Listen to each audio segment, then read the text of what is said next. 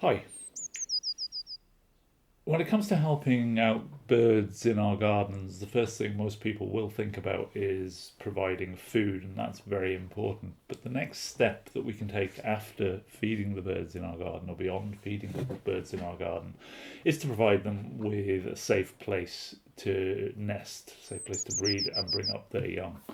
And we do that by putting up artificial nest boxes. Now, the main reason it's a good idea to put up nest boxes in your garden is that our garden birds are struggling. Many populations of small birds, in particular in Ireland, are in sharp decline. And that even applies to some of our more common garden birds. So, by providing them with additional places to nest, we're helping the adult birds to have more successful breeding seasons, to produce more young, helping those populations to recover.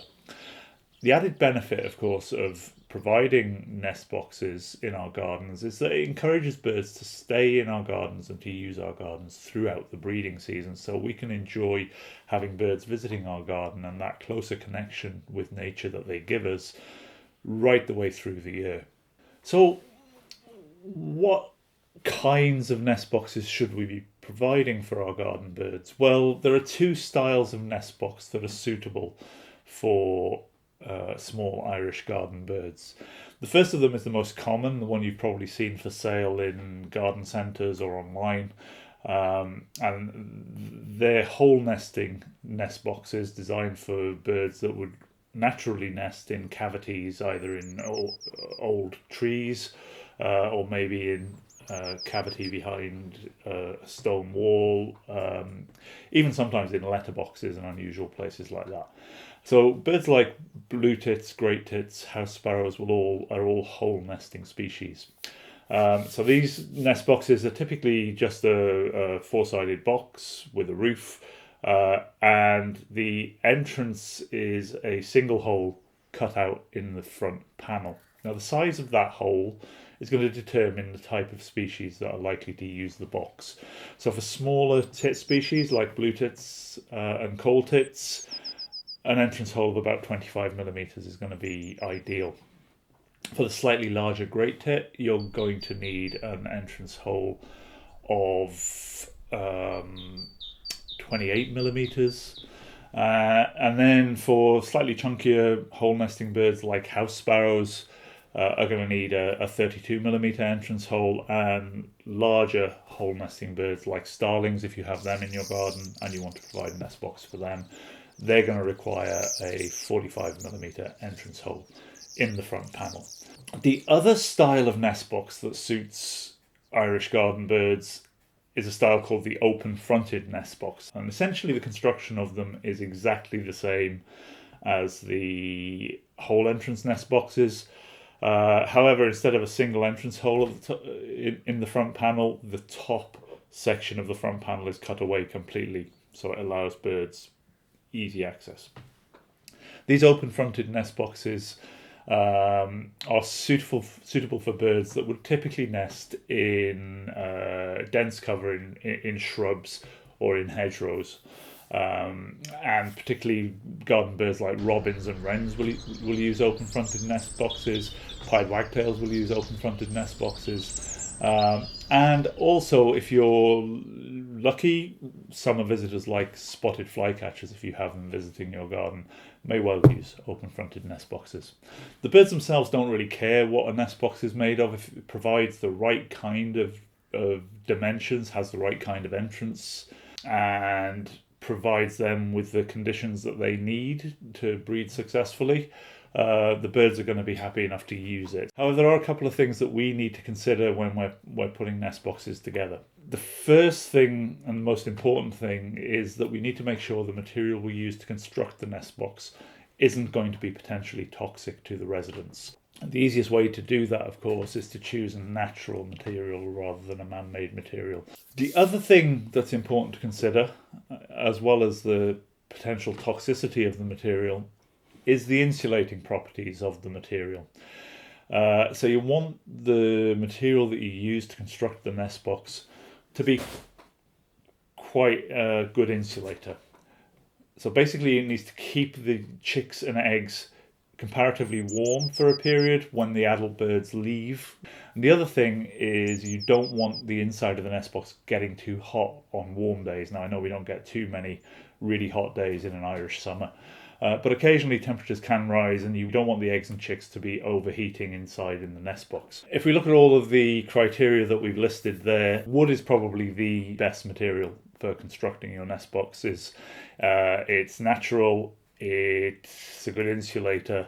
So any wood sheeting or wood planks that are about 15 millimeters thick are going to be ideal. So can you paint or treat the nest boxes that you build? The short answer is yes, you can, but you need to be really careful that the paint or the stain or treatment that you use on your nest boxes is non-toxic. If you're in any doubt at all, I mean, check the labels carefully, but if you're in any doubt at all, the safest thing is not to use any kind of treatment on your nest boxes. There's an added benefit to that as well. Untreated materials tend to weather and blend into the landscape that they're situated in, and that's going to make them more attractive to birds as a potential nesting site. It's also going to have the added benefit of making the nest box less conspicuous to predators. So once you've got your nest boxes constructed, you're going to need to decide where to put them in your garden. Now, where you site your nest boxes can be crucial in terms of getting birds to use them. And ideally for hole nesting species like blue tits, great tits, coal tits, they're going to want the hole entrance nest box situated fairly high up, so between 2 and 4 meters, and ideally in a tree. If there's no tree available, they may well use boxes that are on walls or buildings as well, but ideally on a tree between 2 and 4 meters off the ground. For birds like house sparrows and starlings, they're going to be very happy to use nest boxes that are attached to buildings. So again, if you situate them high up on the building, between 2 and 4 meters, again, even right up under the eaves is typically where these birds would choose to nest. So if you put nest boxes up under the eaves, then you may well get house sparrows and starlings using them. House sparrows are interesting because they tend to nest communally. They're more likely to use nest boxes if you have a group of nest boxes together. So for house sparrows, the best strategy is to put 3 or 4 nest boxes close together up under the eaves of your house. For open-fronted nest boxes, they typically need to be situated closer to the ground, so between 1.5 meters off the ground, and they're going to attract species like robins, pied wagtails, wrens maybe, and if you're very lucky, birds like spotted flycatchers over the summer. Think about the natural places that these birds nest in. They typically choose dense cover in shrubs and hedgerows. They want to keep their nests hidden from predators, so you have to think a little bit like the bird and situate your open-fronted nest box in cover where predators are going to have a hard time finding the nest. When you're orientating your nest box, ideally you want the entrance of the nest box to face away from the prevailing wind so that you don't get rain driving into the entrance. You don't get cold winds blowing straight into the entrance hole. In Ireland, on the south coast of Ireland anyway, the prevailing wind generally blow from the southwest, and that means the best place for your nest box is with the entrance hole facing roughly northeast. Now it doesn't have to be exact, but as long as the entrance hole is facing generally away from the prevailing wind. Of course, by having your nest boxes on the northeastern side of a tree or a wall, it also means that nest box is going to be shaded from the heat of the sun during the hottest part of the day. It's going to be shaded from direct sunlight. That can be really important because nest boxes can heat up quickly in direct sun, and that can make temperatures rise beyond what's safe for the eggs and chicks inside. It's also a good idea to angle the nest box down slightly so that the entrance hole is at a slight angle downwards. And that means that when the wind is blowing towards the entrance, and if there's any driving rain, a lot of that rain is going to hit the roof and roll off rather than blowing straight into the entrance. So what about cleaning? Well, yeah, it's important to clean nest boxes. You do that once a year, once the birds have finished breeding. It's very important that you don't go near the nest box or try and open it and clean it when birds are using it, obviously. But once the birds have finished breeding, I usually wait until well into the autumn just to make sure. But in early October, I'll just go around and clean out the nest boxes. And it's really easy to do. Most nest boxes will have an access panel, so either the roof, the top panel, will be hinged and will swing open, or the front panel on some nest boxes can open up to give you access to the inside. And you basically just open up the nest box, take out the old nesting material and discard it. You can throw it under a hedge to decompose, or put it on the compost heap. And then once you've cleared out the old nesting material from the nest box, simply rinse out the box with boiling water. Don't use any chemicals, no insecticides or chemical cleaners. Simply use boiling water to kill any lurking parasites or eggs that might be in the bottom of the nest box. Allow it to dry thoroughly and then put it back in place. It's a good idea to leave your nest boxes in place right through the winter. And there's a couple of reasons for that. Small birds will often use nest boxes over the winter as safe, secure places to roost at night. So you get birds using your nest boxes as roosting sites. And it also means that birds have a chance to get used to the nesting boxes, and they become aware of them and will come and inspect them and potentially use them more readily come the springtime when breeding season kicks in. Generally, my advice when it comes to choosing nest boxes is that it makes sense to cater for the birds that are already using your garden. So the species you already have visiting your garden are much more likely to notice, find and use a nest box that you put up than birds that you don't generally get visiting your garden.